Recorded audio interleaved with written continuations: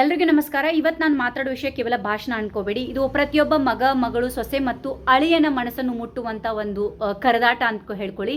ಒಂದು ಕ್ಷಣ ಯೋಚನೆ ಮಾಡಿದಾಗ, ನೀವು ಚಿಕ್ಕವರಿದ್ದಾಗ ರಾತ್ರಿ 2 ಗಂಟೆಗೆ ಜ್ವರ ಬಂದರೆ ನಿಮ್ಮ ಅಪ್ಪ ಅಮ್ಮ ನಿದ್ರೆ ಮಾಡ್ತಿದ್ರೆ? ಖಂಡಿತವಾಗಿಯೂ ಇಲ್ಲ. ನೀವು ಅಳುವಾಗ ಅವರು ನಗುತ್ತಾ ನಿಮ್ಮನ್ನು ಸಮಾಧಾನ ಮಾಡಿದರು. ನಿಮಗೆ ಒಳ್ಳೆಯ ಶಿಕ್ಷಣ ಕೊಡಲು ತಮ್ಮ ಆಶೆಗಳನ್ನೇ ತ್ಯಜಿಸಿದರು. ನಿಮ್ಮ ಭವಿಷ್ಯಕ್ಕಾಗಿ ತಮ್ಮ ಯೌವನವನ್ನೇ ಮುಡುಪಾಗಿಟ್ಟಂಥವ್ರು. ಆದರೆ ಅದೇ ತಂದೆ ತಾಯಿಗಳು ವಯಸ್ಸಾದಾಗ, ನಡೆಯಲು ಆಗದೇ ಇರುವಾಗ, ಮಾತನಾಡಲು ಒಬ್ಬರು ಬೇಕಾದಾಗ ಅವರಿಗೆ ಸಿಗುವುದು ಏನು ಗೊತ್ತಾ? ಏಕಾಂತ, ನಿರ್ಲಕ್ಷ್ಯ ಮತ್ತು ಕೆಲವೊಮ್ಮೆ ವೃದ್ಧಾಶ್ರಮಗಳು. ಎಷ್ಟು ದುಃಖಕರ ಅನಿಸತ್ತಲ್ವಾ ಇದು? ಒಂದು ಕಾಲದಲ್ಲಿ ನಮ್ಮ ಕೈ ಹಿಡಿದು ನಡೆಯಲು ಕಲಿಸಿದವರು ಇವತ್ತು ನಾವು ಅವರ ಕೈ ಬಿಡ್ತಾ ಇದ್ದೀವಿ. ಅಷ್ಟೇ ಅಲ್ಲ, ಒಂದು ಕಾಲದಲ್ಲಿ ನಮ್ಮ ಹೊಟ್ಟೆ ತುಂಬಿಸಲು ತಮ್ಮ ಹೊಟ್ಟೆ ಖಾಲಿ ಮಾಡಿಕೊಂಡ್ರು ಇವತ್ತು ನಮಗೆ ಸಮಯ ಇಲ್ಲ ಅಂತ ಹೇಳ್ತಾ ಇದ್ದೀವಿ. ಸ್ನೇಹಿತರೆ, ಒಂದು ವಿಚಾರಲ್ಲಿ ಏನೆಂದರೆ, ವೃದ್ಧಾಶ್ರಮಗಳ ಸಮಸ್ಯೆ ಅಲ್ಲ ಇದು, ತಂದೆ ತಾಯಿಗಳನ್ನು ಮರೆತ ಮನಸ್ಸುಗಳ ಸಮಸ್ಯೆ ಅಂತ ನನಗನ್ನಿಸ್ತಾ ಇದೆ. ಯಾಕೆಂದರೆ ನಮ್ಮ ಸಮಾಜದಲ್ಲಿ ವೃದ್ಧಾಶ್ರಮಗಳ ಸಂಖ್ಯೆ ಹೆಚ್ಚಾಗ್ತಿದೆ ಅಂದರೆ ಅದು ಕಟ್ಟಡಗಳ ಸಂಖ್ಯೆ ಹೆಚ್ಚಾಗಿದೆ ಅಂತ ಅಲ್ಲ, ಅದು ಪ್ರೀತಿ ಕಡಿಮೆಯಾಗಿದೆ ಎಂಬ ಸೂಚನೆ ತೋರಿಸ್ತಾ ಇದೆ.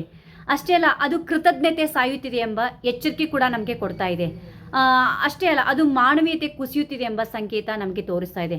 ನಾವು ನಮ್ಮ ಅಪ್ಪ ಅಮ್ಮನನ್ನು ಮಾತ್ರವಲ್ಲ, ನಮ್ಮ ಅತ್ತೆ ಮಾವರನ್ನು ಪ್ರೀತಿಯಿಂದ ನೋಡಿಕೊಳ್ಬೇಕು.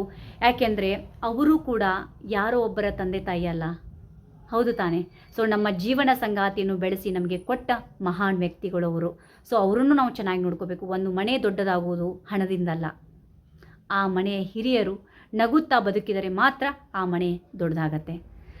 ನಮ್ಮ ಮಕ್ಕಳಿಗೆ ದುಬಾರಿ ಶಾಲೆ, ದೊಡ್ಡ ಮನೆ, ಐಷಾರಾಮಿ ಇವೆಲ್ಲ ಜೀವನ ಕೊಡೋದಕ್ಕಿಂತ ಮೊದಲು ಹಿರಿಯರನ್ನು ಗೌರವಿಸುವಂಥ ಸಂಸ್ಕಾರಗಳನ್ನು ಕೊಡೋಣ ದಯವಿಟ್ಟು. ಏಕೆಂದರೆ ನಾವು ಇಂದು ನಮ್ಮ ತಂದೆ ತಾಯಿಗಳಿಗೆ ಏನು ನಾವು ಮಾಡ್ತೀವೋ, ನಾಳೆ ನಮ್ಮ ಮಕ್ಕಳು ಅದನ್ನೇ ನಮಗೆ ಮಾಡ್ತಾರೆ.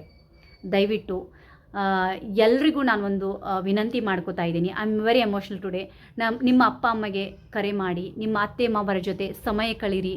ಅಷ್ಟೇ ಅಲ್ಲ, ಯಾಕಂದರೆ ಅವರಿಗೆ ನೀವು ಕಣ್ಣೀರಾಗಬೇಡಿ, ಅವರ ನಗುವಿಗೆ ನೀವು ಕಾರಣರಾಗಿರಿ. ನೆನ್ಪಿಟ್ಕೊಳ್ಳಿ ಒಂದು ವಿಷಯನ, ತಂದೆ ತಾಯಿಯನ್ನು ವೃದ್ಧಾಶ್ರಮಕ್ಕೆ ಕಳಿಸುವುದು ಸುಲಭ, ಆದರೆ ಅವರ ಆಶೀರ್ವಾದವಿಲ್ಲದೆ ಜೀವನದಲ್ಲಿ ನಿಜವಾದ ಸಂತೋಷ ಪಡೆಯುವುದು ಅಸಾಧ್ಯ.